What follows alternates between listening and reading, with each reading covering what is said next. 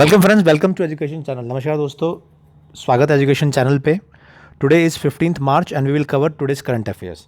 तो first news क्या है? फर्स्ट न्यूज़ है एनपीआर से related, national population register. So national population register एक साल पहले भी काफ़ी न्यूज़ में था एंड इसमें एक न्यूज़ है कि सेंटर गवर्नमेंट ने डिसाइड किया है कि जो नेशनल पॉपुलेशन रजिस्टर है उसको ऑनलाइन जो लोग हैं वो भर सकेंगे, जो फील्ड ऑफिसर है उनके आने से पहले।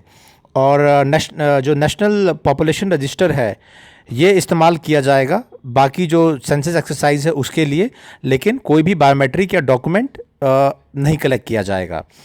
तो ये एक डिसीज़न है जो लिया गया है। ओके, नेक्स्ट न्यूज़ रिलेटेड है।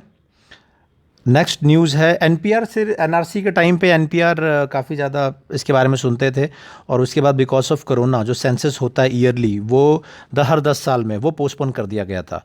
तो माय क्वेश्चन इज़ सेंसस के ऊपर कि ये जो सेंसस है, पहली बार सेंसस कब कराया गया था और ये जो सेंसस कराया जा रहा है ये इसमें एग्जैक्टली क्या प्रोसेस होता है और क्या क्या डेटा कलेक्ट किया जाता है। दिस इज़ इम्पॉर्टेंट न्यूज़ क्योंकि ये एग्ज़ाम में हर 10 साल पे आता है, 10 साल में ये सेंसस होता है।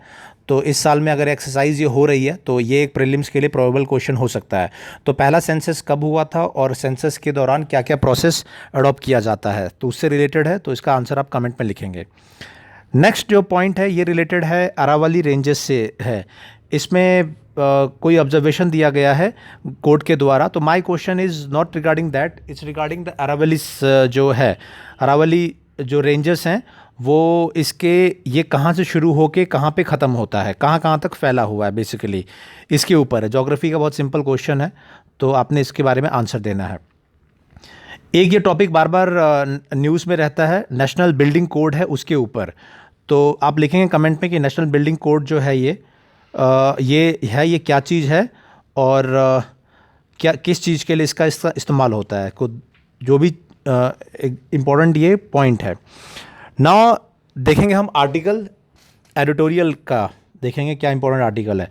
तो पहला जो आर्टिकल है ये रिलेटेड है क्वाड से। तो क्वाड के बारे में ऑलरेडी मैं कई बार बता चुका हूँ और मैंने बताया था कि जो समिट होगी वो summit will be very important. So summit was held between ये जो चार जो कंट्रीज़ थी उनकी, और उसमें एक जॉइंट स्टेटमेंट भी जारी किया गया क्योंकि joint statement is a important step, क्योंकि एक पहली बार जॉइंट स्टेटमेंट जो हेड ऑफ़ द स्टेट्स है उनके द्वारा जारी किया गया।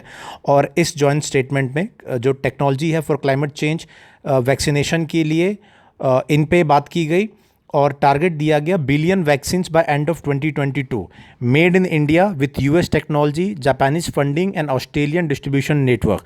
तो इसके बारे में बात की गई। इसके अलावा कुछ और पॉइंट्स लिए गए, ये ध्यान रहे। एमिशन रिडक्शन के बारे में, पेरिस जो क्लाइमेट चेंज जो डील थी उसके अकॉर्डिंग, उसके बाद cooperation in technology supply chain में, 5G नेटवर्क के बारे में, बायोटेक्नोलॉजी के बारे में ये बात की गई। तो ये चीज़ें इंपॉर्टेंट रहेगी, क्या क्या चीज़ें हुई। प्रीलिम्स में क्वेश्चन आएगा, अलग अलग टाइप का होगा कि समिट कौन से मंथ में हुआ, ए में, बी में आएगा कि इसमें जॉइंट स्टेटमेंट जारी हुआ या इंडिविजुअल स्टेटमेंट जारी हुआ, फिर आएगा कि इसके क्या क्या टारगेट्स बनाए गए। तो इस तरीके से आएगा, फिर पूछेंगे कि ABCD क्या क्या सही है इसमें से। तो ये आपको ध्यान रहे। और बाकी एनालिसिस है मेंस के हिसाब से कि किस तरीके से जो बाकी कंट्रीज़ भी है दे आर वेरी केयरफुल कि किस तरीके से अपना चाइना के साथ में जो इंडिविजुअल 1-to-1 जो पार्टनरशिप है वो भी ग्रो रखना है एंड देन क्वाड को भी बैलेंस रखना है। तो उसी के हिसाब से India is also taking it's strategy कि जो ब्रिक्स है, SCO में जो इंगेजमेंट है चाइना के साथ वो भी बना रहे and then it should be able to maintain बाकी हमारा जो क्वाड के जो कमिटमेंट्स है दैट ऑल्सो, बिकॉज क्वाड में US भी है और इंडिया जो इंडो पैसिफिक एरिया है उसमें एक इंपॉर्टेंट रोल प्ले करता है। बाकी जो एडिटोरियल है वो उसमें अलग अलग टर्म्स हैं, तो I am sure you must be knowing. जैसे ये सर्टिन है, CRT इन, तो ये एक आपको मालूम होना चाहिए कि ये क्या है। तो आपको नहीं मालूम है तो आप पढ़ेंगे और इसको लिखेंगे कमेंट्स में। और उसके अलावा कुछ इंपॉर्टेंट टर्म्स इस्तेमाल हुए हैं वो आप एक बार देख लीजिएगा, अदरवाइज एनालिसिस में बहुत कुछ नहीं है। नाउ ये जो आर्टिकल है, ये आर्टिकल है जो मैंने बताया भी था कि जिस तरीके से अलग अलग स्टेट्स में जो नेटिव लोग हैं, जो लोकल पॉपुलेशन है, उनके लिए रिजर्वेशन किया जा रहा है। 75% रिजर्वेशन जैसे हरियाणा में पास किया गया है, तमिलनाडु में भी पोल प्रॉमिस किया गया है कि सो एंड सो गवर्नमेंट बनेगी तो वो लोकल लोगों के लिए जॉब रिजर्व कर देंगे। एमपी में भी, वहाँ पे भी गवर्नमेंट ने इस तरीके की चीज़ बोली थी। तो उसी के प्रॉस एंड कॉन्स है, that we have already discussed, हमने दिया था, मैंने आपको क्वेश्चन भी दिया था कि what are the pros and cons, क्या क्या फ़ायदे एंड नुकसान हैं इस तरीके की चीज़ों से।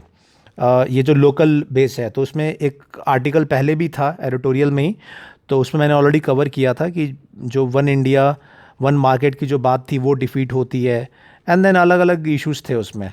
तो इसमें आप देख सकते हैं, इसमें भी अलग अलग इश्यूज़ दिए गए हैं। तो आप इसको अगर वैसे तो प्रीलिम्स के हिसाब से जस्ट नॉलेज जो फैक्ट है वो फैक्ट मैंने आपको बता दिया।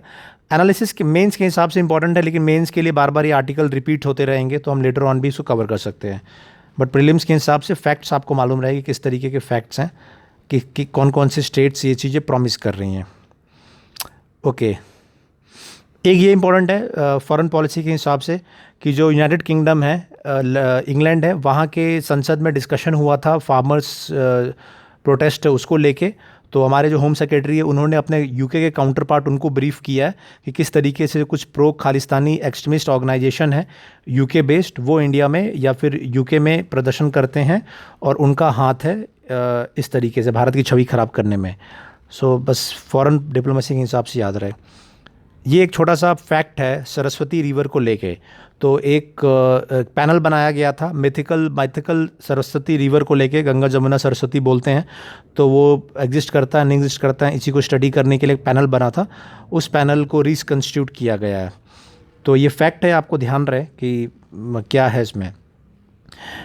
ये एक फैक्ट है, ये है इंडेक्स मॉनिटरिंग सेल, मतलब एक रैंकिंग होती है वर्ल्ड प्रेस फ्रीडम इंडेक्स।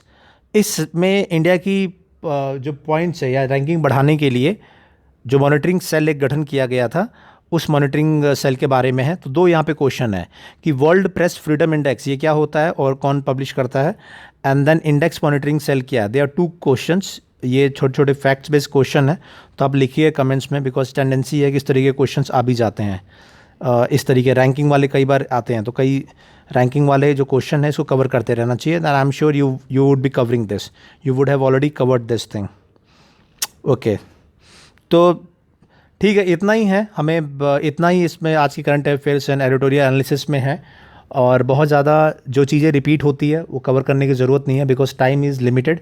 सो लिमिटेड टाइम में जो चीज़ नई है, जैसे फैक्ट्स बेस है, रैंकिंग वगैरह है, उसको एक बार देख लो नया।